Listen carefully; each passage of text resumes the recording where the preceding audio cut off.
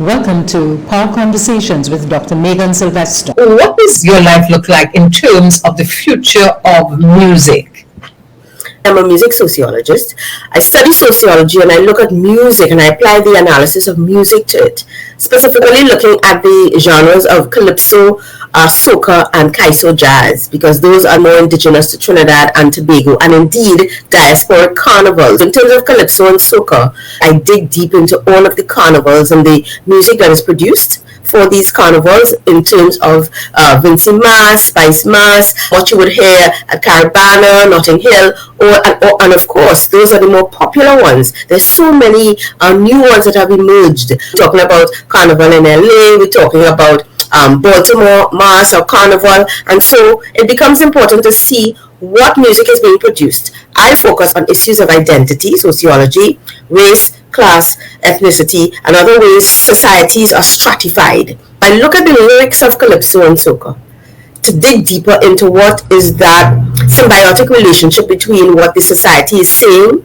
about itself through the lyrics and what the songwriters then interpret and write about. What inspired you to focus your doctoral research? I wanted to understand what was really happening in terms of the music. Specifically, we understood Calypso as an art form that spoke to social and political commentary. But we never really understood if this music had continuity, and that is a concern for me. And when I say continuity, I don't mean the continuation of Calypso performances or competitions, but in terms of different forms. For example, in my thesis, I focus on Ragga Soca music, and I make the point that this music continues to do what Calypso music is doing in a new time. So if you think about the 30s, 1930s, all the way to the 1990s, that's a wide span. Calypso has been making its mark during that time, with the first known Calypso recording being in 1912 with Lovey's band. Alright? But then when we look at from the 90s go on, Calypso music, in terms of its dominance, it slowed down. And so what you found is that, to my mind, Ragga Soca music was that music coming out with Spitfire lyrics to do that kind of contestation that Calypso music was doing. You see themes like race and class coming out. So let's look at one example. You have Singing Sandra singing a song, Voices from the Ghetto. That is a Calypso. Then you have Bunji Garlin talking about a song in the ghetto. So you see that there is that continuation of songs dealing with issues of class. You would have Sparrow speaking about slave, I'm a slave, and then you see in terms of race issues, and then you see Bunji Garlin starting to talk about issues of race in a song called Desperado, talking about how does the police deal with them. He also had another one with Prophet Benjamin talking about bonfire. The point I was making in this thesis is that Ragga Soca music, in some of its offerings, has continued to be this music that spoke out against the ills in society and represented a kind of contestation.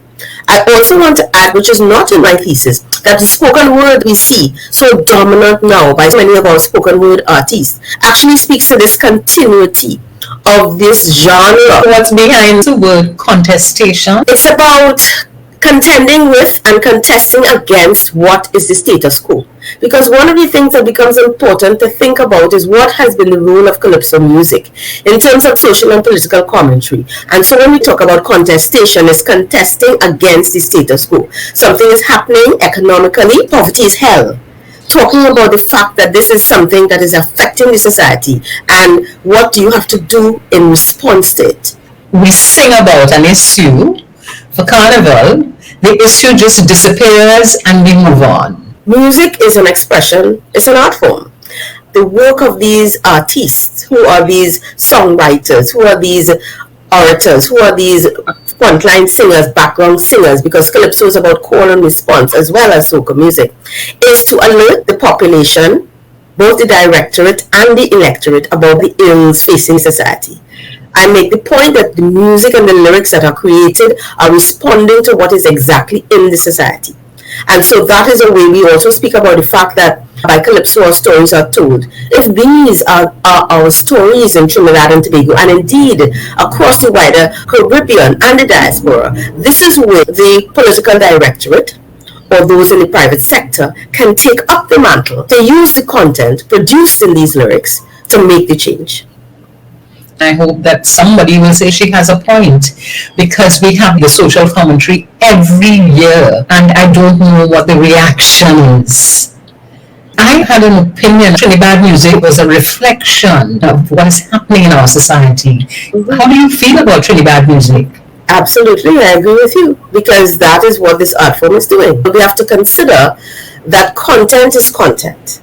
If a Calypsonian sings it, it's content. If a soca artist sings it, it's content. And if a Trinidad artist sings it, it's content. And it is being sung, written about, and presented about a particular phenomenon. Let's just reflect a little. When you talk about Caribbean Calypso, what is a short history of Calypso that you can share with us? The first known recording of Calypso was in 1912 by Lovey's band. What we have is information coming down after that period, where we have 1930s, would have had this understanding of this push towards exploiting the careers of Calypsonians at that time. And then we had the golden years during the 1950s, and then we had subsequent with Lion and Tiger, etc. And then we had coming down different Sparrow and some of the others coming into the fray. Calypso is a music that emanated out of the plantation system. It was a direct response to slaves speaking about life on the plantation, social commentary, and then also speaking out about the atrocities of enslavement in terms of their relationship with their slave masters. You get this whole political. Calypso, strictly speaking, came to its fullest fruition in Trinidad and Tobago. But it is not solely indigenous to Trinidad and Tobago. The fact is that there are variants of Calypso all across the diaspora where there was enslavement. It becomes important to understand that in the history of Calypso, because all of the forces conspired and aligned in Trinidad, because this was the space where it was fully developed. One of the things that I have committed a portion of my life to is making sure that I get the information out to young people. So I used to be the Education Research Officer at TUCO, which is the Trinbago Unified Calypsonians Organization. And during those years, I spent my time visiting schools and speaking to young people. I teamed up with the visual and performing arts teachers, the VAPA teachers in the secondary schools, with the permission of the principals of certain schools to get into the schools to speak to young people about Calypso. What do you enjoy most about teaching Caribbean music cultures? Exposing persons of African descent who have hitherto denied their ancestry or not been exposed to the nuances of the concept that black people outside of the United States, in addition, exposing them to details and information about what happened with slavery. So we look at all of these colonial masters at the time and how they treated with people. And so it becomes important now to expose people of African descent within New York, because I teach a lot of students who are immigrants, and it becomes important to expose them to other concepts of people who have had a history that would have been entangled with a lot of negativity, but that the corresponding response has been different. Caribbean people have a different, or people who have had that kind of experience, have a different response to this negative past.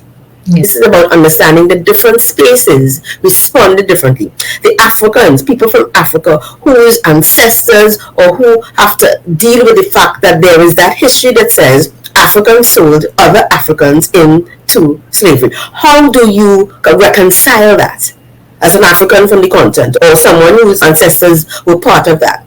How does the Caribbean person of African descent respond or treat with this history of enslavement? And then how do the African Americans treat with it? So it's about this continuing discussion and discourse about how we sit with and deal with these matters. You talked about going to schools to talk to children. Yes. Tell me a little more about that. How did they respond? The children who are secondary school students respond positively. These are visual and performing arts students. So they're already in a music program and have a sense of music. The challenge is the principals and the parents and the teacher. Why is this a challenge? I had to go to the schools where the principals acquiesced. Because the challenge is that there are some principals following the lead of the Parent Teachers Association, which says we do not want our children being exposed to Calypso. It is seen as a negative type of music. It is seen as base and pagan and inappropriate. And so that becomes a challenge because up to today, Calypso is not in the schools. A teacher, in terms of the Caribbean Studies curriculum or the English curriculum, can decide, I want to use this as a literary device, much like you use poetry and prose, etc. But the thing about it is that if a teacher decides that they don't want to use it, those students are not exposed to Calypso. If we have a challenge in terms of the number of radio stations in Trinidad and Tobago that play Calypso, then children are again not exposed to it. So how do we get this information about this art form and its content, speaking about our stories to the young people? So I've been going into the schools where I have been allowed to go in.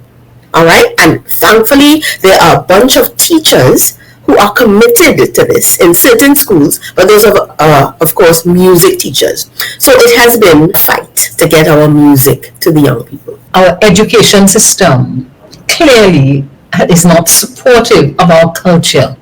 Interestingly, steel pan music has been in the schools, thankfully. But what we need is to have this drive to have Calypso as a literary device. Because that is what it is. There are stanzas. And it becomes important to look at what has been written about us. And this can be used in history, it can be used in social studies, it can be used for Caribbean studies, it can be used in English. We really need a transformation of our education system and content so that it becomes a little more related to exactly who we are.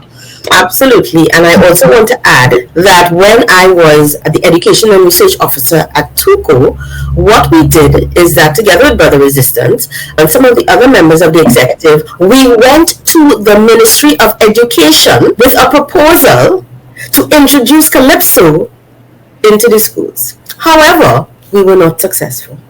You're no longer here and Brother Resistance is dead. So what happens?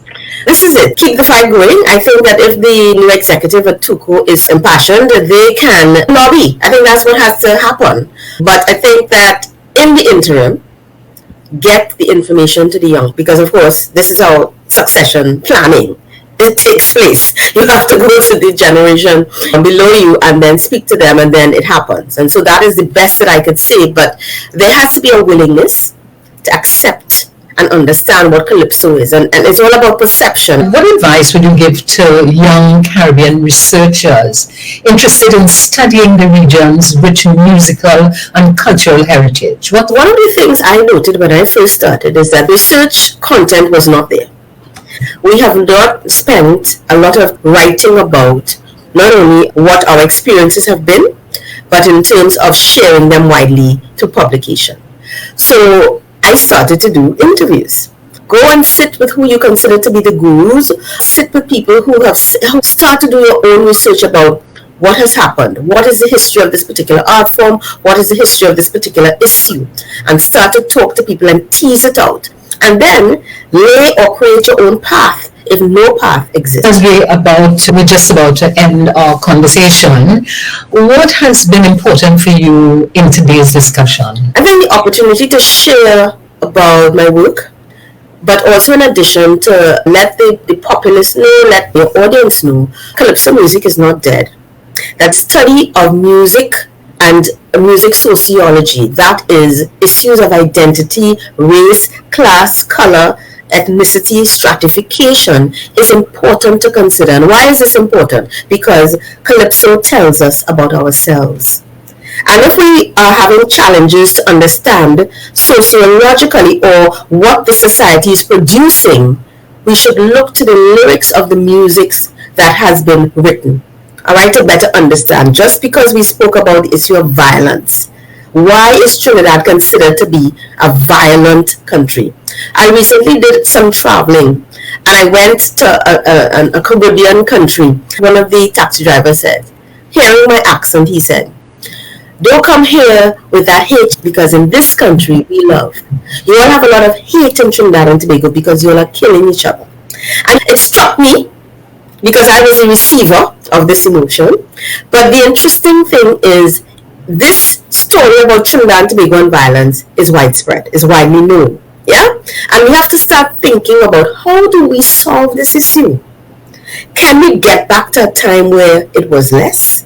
Can we get back to a time where we were considering being our brother's keeper? What do we do? The point about it is that, look to the lyrics about we say about ourselves, perhaps as a starting point to try to who we are and why we do what we do. So you're saying if we change the lyrics, we can have an impact on changing the behavior. But I'm also saying, if we examine the lyrics, why you mentioned Trinidad earlier, right? I also mentioned songs about Stalin and some of the others. It becomes important to look at what has been written.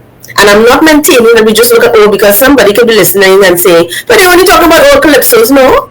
Every year, there are national competitions with Calypso. There's a junior Calypso competition that produces young people singing Calypsos.